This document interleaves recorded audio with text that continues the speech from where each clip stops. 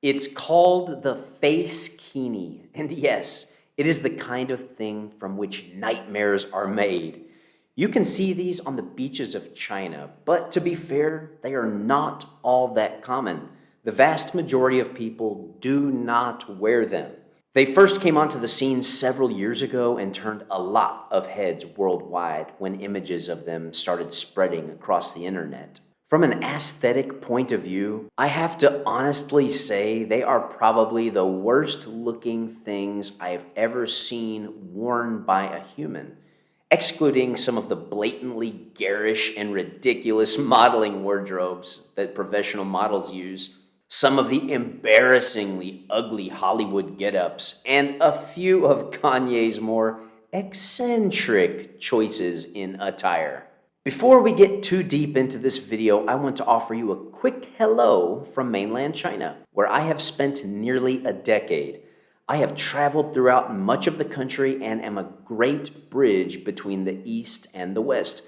I'm not sure how you stumbled upon my video. Perhaps the mysterious algorithm finally did me a solid for once in my bloody life and led you to me. And I'll take that as a sign of fate and just say, I'm glad you're here.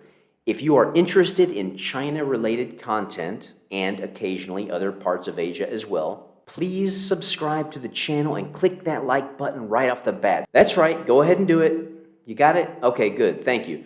I certainly appreciate it, and it will help this video to extend its reach to a much wider audience. Okay, thanks for that, and now back to the video. So what were we talking about?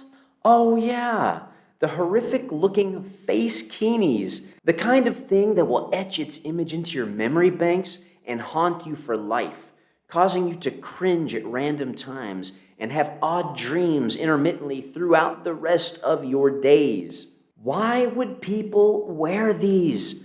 Well, the main reason is simple: to protect their skin from the sun, or more specifically, to protect their faces from getting tanned to a dark color.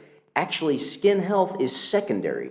The main concern is skin complexion. Sure, sunscreen can help, but there's no way it can work as well as a physical barrier between your skin and the sun's rays. All of this begs the question as to why. I mean, back home in the US, most of us make an effort to get our skin tanned a bit and get a bit of color. Heck, some people even pay money for it. And others even use a tanning lotion. Sure, it might make you look a little bit orange, but hey, for some, that's still better than being pasty white. A little weird, yes, but I'm not judging them for it. Well, in a nutshell, dark skin in China is frowned upon. The reasons behind this go way back. Dark skin is associated with lower social and economic status. For example, if you are poor and you have to tend the fields all day, then you'll get a very dark tan, an obvious indicator of one's poverty. This isn't really the case nowadays, but this is the genesis of the obsession with fairer skin. Here's an excerpt from an article that succinctly makes this same point. There is a deeply rooted cultural norm involved with these debates over skin color and beauty. In many societies, and especially in Asia, dark skin has long been associated with working in the fields and, therefore, rural poverty. On the other hand, pale skin is associated with living a more comfortable, cosmopolitan life indoors, out of the sun. Skin color is thus a sign of social class. Now that you know this, you'll know why Chinese women wear long sleeves on a hot summer day. You'll know why they go to such great lengths to cover their skin when going outdoors. Nowadays, people realize that skin complexion isn't necessarily an indicator of social status. For example, maybe someone who is well off likes to jog or cycle a lot in their leisure time to try to stay fit and healthy. In this sort of scenario, darker skin would be an indicator of leisure time and wealth. That said, the seeds were planted early on for this fixation with skin complexion, and it is now more so a beauty standard than anything else. If a woman in China expects to be considered beautiful by Chinese society at large, then she needs to be fair-skinned. This is not my personal opinion or preference. This is just the reality of Chinese beauty standards.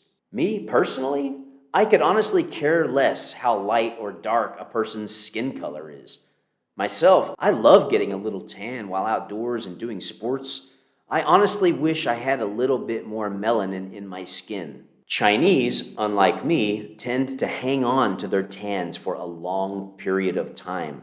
This only exacerbates their efforts in minimizing exposure to direct sunlight. On the sidewalks of mainland China, in the hot summer sun, you'll see women walking down every road using their sunbrellas, more precisely referred to as parasols, in order to try to hang on to that lighter skin tone. If you visit here, you'll see it on a daily basis. It's something that I never fully get used to. I hope this video has been enlightening. Facekinis. Yep, we are entering into the realm of the absurd, my friends. But a little weirdness never hurt.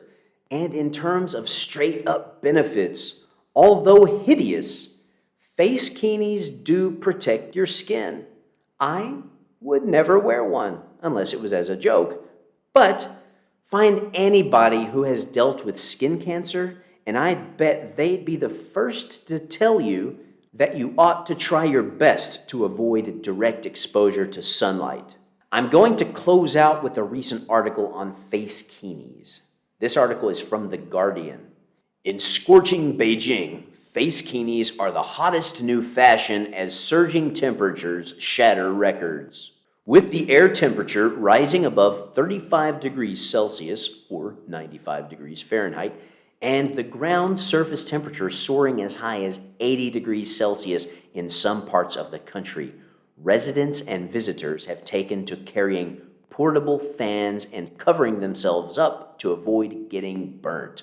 Some hats even have fans built in. Facekinis, full face masks with holes for the wearer's eyes and nose, separate sleeves to cover arms, as well as wide-brimmed hats and lightweight jackets made out of UV-resistant fabric, have become especially popular.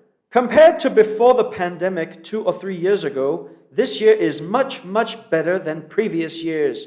Sales volume is definitely up a lot this year, said a salesperson who gave her surname as Wang, who works in a shop that sells hats. Many female consumers in East Asia favor fair skin, and sun protection products are also popular in neighboring countries such as South Korea. The main concern I have is potential skin diseases or developing sunspots, said Li Shuyan, a 17-year-old student who was visiting a tourist area in Beijing with her mother, both wearing masks that covered most of their faces. Chinese state television on Wednesday showed tourists taking selfies next to a 12-meter-tall thermometer that displayed a real-time surface temperature of 80 degrees Celsius at the Flaming Mountains in Xinjiang. Guys, if you all enjoyed this video and want to further support the channel, you can do so by liking, commenting, and subscribing. But if you really want to go that extra mile in supporting me and my work, please check me out on patreon.com. I greatly appreciate each and every one of you who support me and what I do here. Thank you again, and have a lovely day. 下次再见。